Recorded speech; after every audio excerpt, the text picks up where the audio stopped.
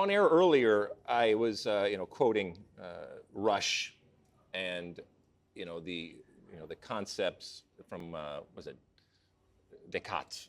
There's a French guy for you about even if you choose not to make a decision, you have still made your choice, that kind of stuff. Paraphrasing right now.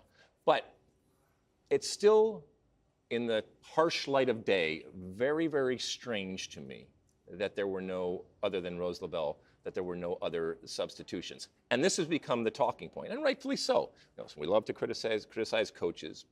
And it might just become a footnote later on if the U.S. goes on to great things and wins another World Cup and plays really, really well.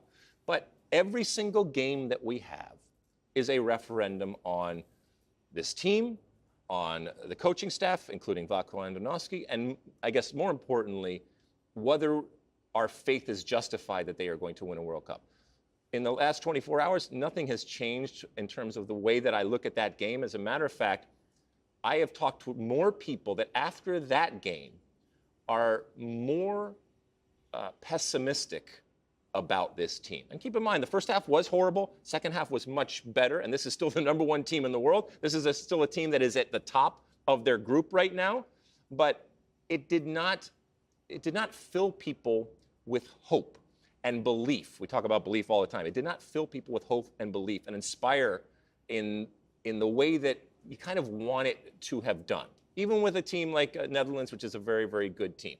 I know the players are trying to kind of downplay it, but I want to be inspired. And not making any substitutions and deciding in that moment not to make a decision, which was, as we said, is a decision, I think that we settled. And that, I think, is what, at least for me, is the most unnerving and irritating thing, is I don't want the U.S. women's national team ever to settle. And there are bigger picture things, and lose the battle, win the war type of situation.